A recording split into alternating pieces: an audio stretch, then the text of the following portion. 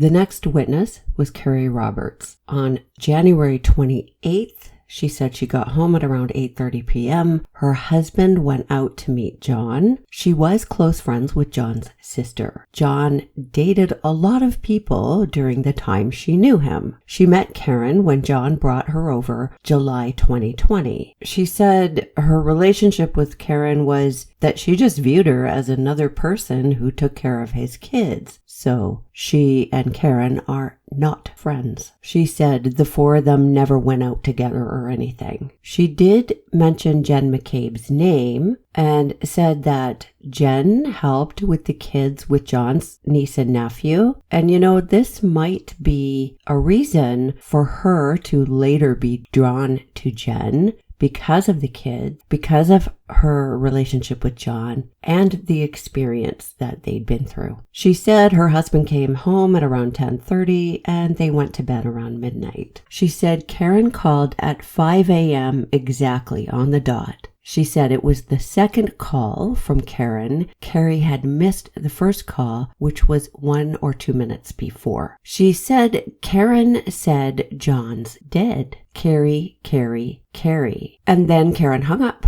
They had a second phone call in which Karen said, I'm afraid John might be dead. Maybe he got hit by a plow. I wasn't supposed to stay in Canton, and he would never leave Kaylee alone. So this explains Karen's panic, and it also says something about John. He's not leaving Kaylee alone unless he's dead. Karen said that she checked Kaylee's phone to see if John called Kaylee's phone. And during this conversation, Karen said, I'm driving. And she said, I don't remember anything from last night. Well, then she wouldn't remember a fight or leaving him at the waterfall, if that's the case. She said, I'll come to your house. Will you drive my car? And the witness says that Karen's voice was elevated and she was frantic. So Kerry went out to her car and waited in her car for Karen. While she was waiting, Kerry called the non-emergency line to ask about any accidents, and she also called the hospital. She called John and got no answer. And she spoke with Karen on the phone again, and Karen said, I'm at Jen's. She's going to drive my car. So Kerry drove to Jen's. There are two things here that I'm noticing. One is it's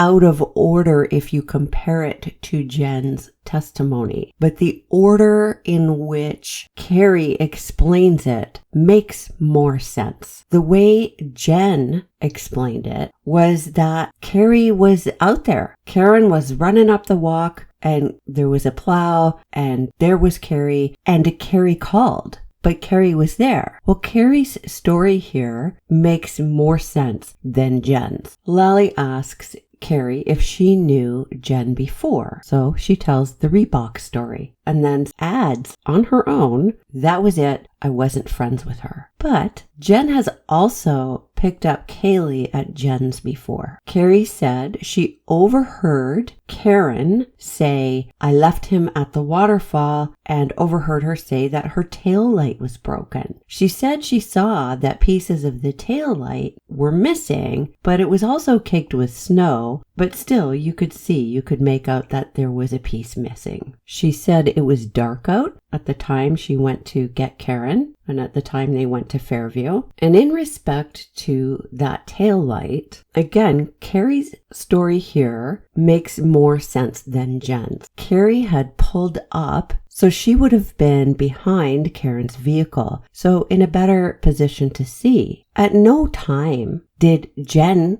get out and look at that taillight when she says she did. You saw the Ring video, but Kerry was in a better position to see. And there's nothing to contradict Kerry's story here. She said they went to John's. Jen drove Karen's vehicle and Kerry drove her own. She drives a dark gray Ford Explorer. They show her a photo of John's house and ask, is this how it looked? And Kerry says, well, yes, but there was much more snow than that. John has 2 Ring cameras, one in the driveway and one at the side door. She said John is a neat freak, And they went through the whole thing about nobody wears shoes in the house. And when they went back to look for John, Karen didn't take off her shoes. She also mentioned she noticed the garage door was open. I'm wondering, does that door open out or does it open straight up? Could Karen have hit the garage door? Anyway, Kerry said they didn't try to close it, and I wonder why. If they were worried about taking off their shoes, why didn't they try and close that door? If John's a neat freak and likes everything in order, he would have wanted the door closed. But nobody asked that question. Kerry said, Karen pointed to her taillight and said, "Do you think I hit him?" This explains why she's saying this. If Karen killed John in a rage, she's not going to be pointing it out and saying, "Did I hit him?" Kerry said that John not coming home when the kids were home was not normal. She said when they were in the house, she noticed John's bed was made. They showed her the photos of the SUV in the Sally port and the dash cam showing the SUV. They showed her a still photo from the dash cam and zoomed in on it. And the tail light does look like a piece is missing, but it's hard to tell. It's caked with snow. However, Kerry was there and she mentioned seeing like a little piece sticking out, like a piece of metal. And she thought, somebody's sweater or something is going to get caught on that. She said Jen and Karen wanted to go to Fairview and Karen really wanted to go to Fairview. Oh, oops. So it's Karen who wanted to go to Fairview. It was Karen who was insisting. And remember, Jen got together with Kerry to help her make the timeline. So I'm not saying that Kerry is lying, but she may not be remembering completely accurately here. And the way she said it was Jen and Karen wanted to go to Fairview and Karen really wanted to go to Fairview. So it sounds to me like the truth is Karen really wanted to go to Fairview. On the way from Jen's house to John's house, Karen was saying she wanted to go to Fairview. So it's Karen who wanted to go, not Jen. She said they took the main roads to Fairview and Jen was giving directions. She said the roads were very bad and visibility was poor. There was some conversation of Bella's mom and Karen said she never liked me. She brought up the dance instructor who lived nearby. Well, that would be the other woman that John dated years previous. Well, once again, there is yet another person who John knows who lives in the area. I'm telling you, there is no way that John was lost. No way. There's no way he was asking for directions, not twice. And the other thing I note about Kerry's testimony is that when she brings up the dance instructor, we're not hearing about how Karen was saying, "Oh,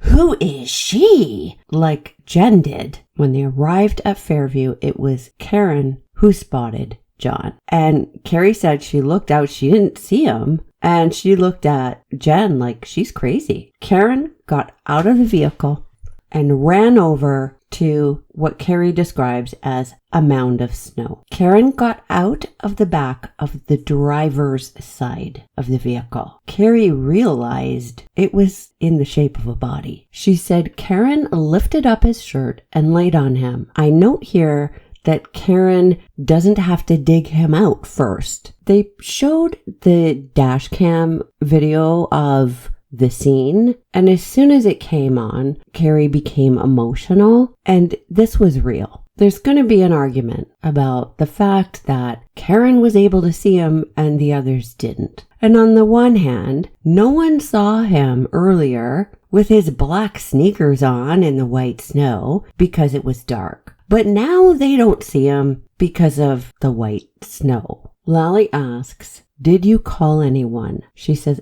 I don't know. She said, I dug his head out. He was on his back. She said, I brushed the snow off of his face. She said there was blood on his nose and mouth, and his right eye looked like a golf ball. She said he was bleeding on the back of his head. She said she'd sent Jen to get blankets out of her vehicle, and she was putting blankets under him, and she'd put a blanket under his head. And she said there was blood on the blanket. And it makes me wonder, was he still actively bleeding? Was he still alive? She said there were 3 or 4 inches of snow covering him. And I note that neither she nor anyone else said anything about anybody digging out the rest of his body aside from his head. And when EMTs got there, they said the snow only came up to about his ribs. She said she started CPR, but she didn't mention checking for pulse and breathing. She was doing compressions, and she told Karen to do mouth to mouth. And she says she told Jen to call 911. This was not Jen making eye contact with Kerry and then Jen calling 911. In Jen's testimony, she said a few times actually that she froze. And it was when Kerry and Jen made eye contact that Jen went and called 911.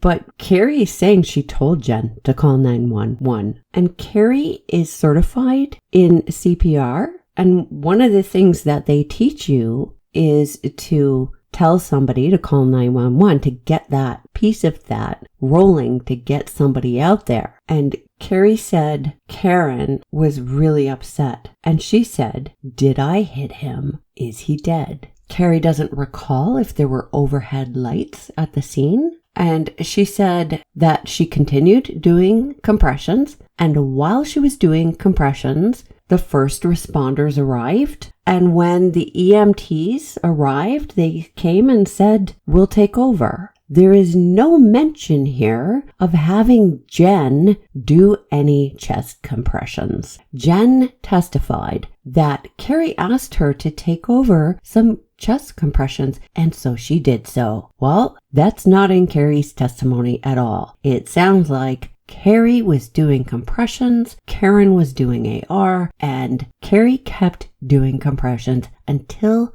the first responders, or until the EMTs got there and took over. It wasn't Jen who took over. So once again, Jen is revealed as a liar. She said she wasn't sure whether the EMTs or the police came first. She was focused on CPR. And that makes total sense. She said Karen was running around the body while the EMTs were working on him. She was asked how far away from the road he was, and she said she couldn't tell where the road ended and the lawn began. And Karen kept saying, is he dead? Is he dead? She said when they lifted him up, she noticed John's phone was under him. And they asked whereabouts, and she said like in the middle of his back. The other thing she said is that under him, where his phone was, it was grass. But we saw at the very beginning of the trial, we saw that scene. We saw the spot from where they picked John up.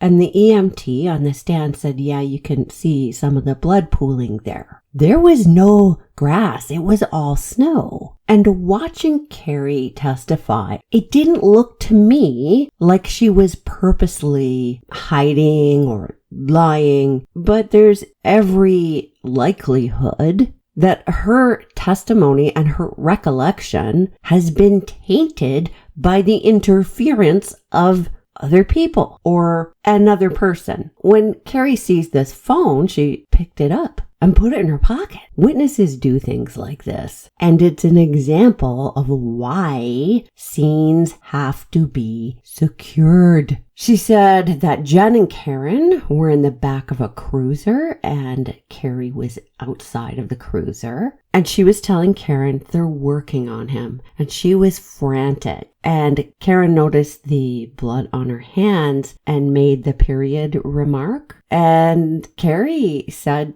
Karen seemed like she was in a state of shock. And they told her, no, that's not your blood. She said the ambulance drove away. After the ambulance drove away, Kerry brought Karen to her car and Jen went into the house. And there were times during all this where she didn't know where Jen was. She was focused on something else. So Kerry is with Karen and Karen called Erin, John's sister-in-law. And Kerry called the O'Keefes, so his parents. Kerry went to pick up John's parents. Well, it turns out Kerry was allowed to leave the scene without being questioned. She said that Karen said if he dies, she would unalive herself and somebody needs to take care of the kids. So now unaliving became a concern. Karen spoke with her mother in Kerry's presence, and Karen's mother was concerned because Karen had medication in her purse and her mother was afraid she might try to take it. When the ambulance came to section Karen to take her to hospital, Kerry says that Karen walked by herself to the ambulance. Earlier testimony was that the first responders had a conversation with her and that she really didn't want to go at first. That doesn't mean that Kerry is lying. It's just that memory isn't perfect.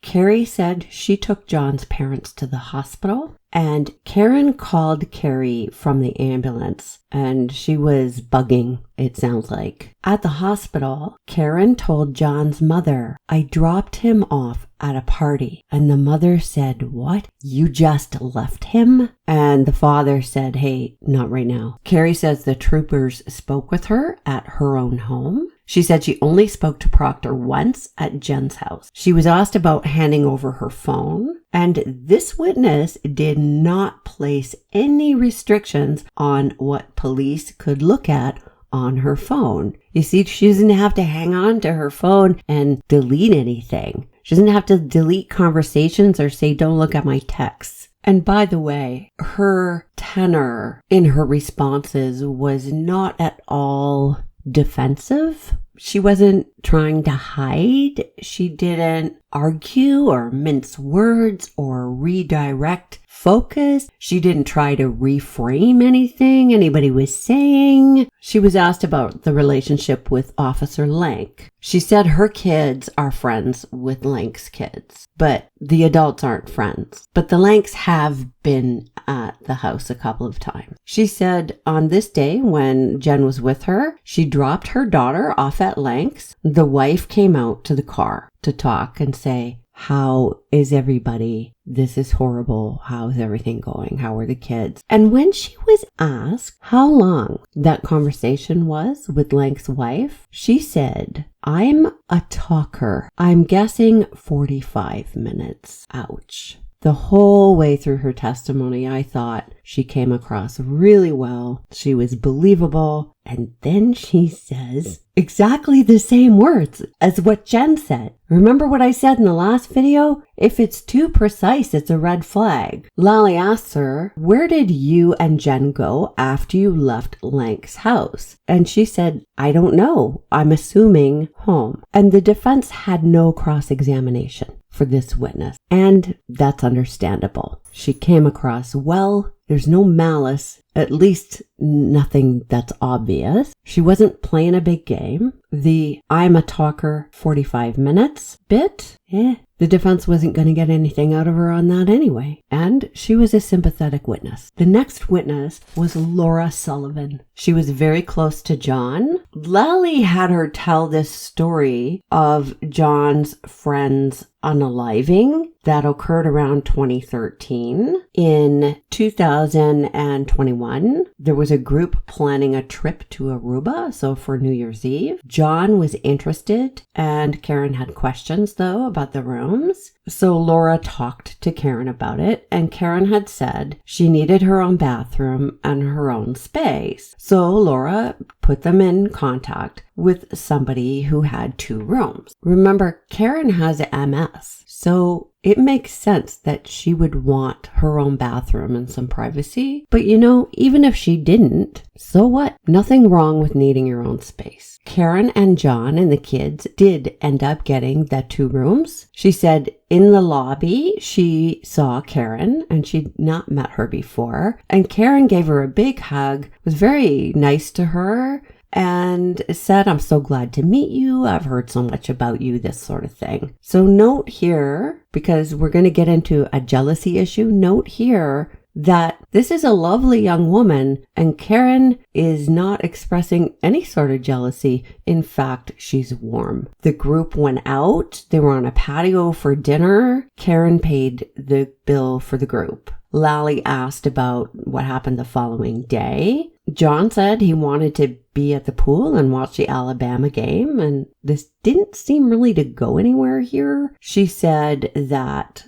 Karen and John did not join them for dinner that night, but it wasn't a set thing. It was kind of whoever wants to join can join. She saw John at the pool bar sometime after 10 before midnight. And Laura's sister had come and she came to the pool and was frustrated. John came out to the pool area and he said there was nothing wrong, but his phone was lighting up. And Laura said, "Do you need to take it?" And it was Karen calling and texting. And John said, "Yeah, she's crazy." At a later time, when she and John were alone, John said, "According to Karen, I was making out with your sister." And the next day, she said John was not himself. And she asked him if he was happy and told him life is too short. And he rolled his eyes and said, "It is what it is." And he didn't want to talk about it.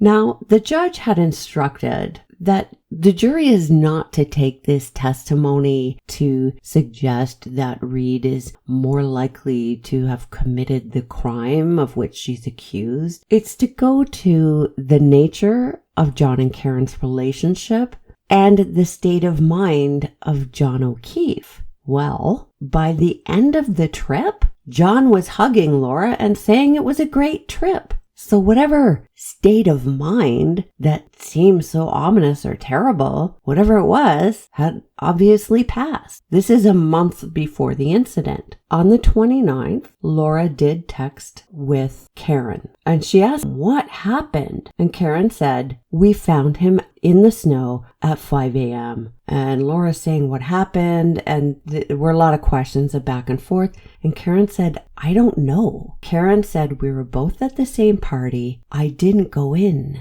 I went home." On cross-examination, the defense asked Laura, "Were you at the waterfall?" "No." "Were you at Fairview?" "No." "Did Trooper Proctor interview you on February 8th? "Yes." There were people who were at the waterfall, who were at the Albert residence, who were there, who weren't interviewed at all, or not interviewed until recently. But this sort of distant witness, I don't even know why this came in. I do know why, but man, it's weak. So this distant witness is interviewed by Proctor fairly close in time to the event, but other witnesses who were actually there were not. And that was the extent of the questions on cross. The next witness was Laura's sister. She said that John was at the pool in Aruba.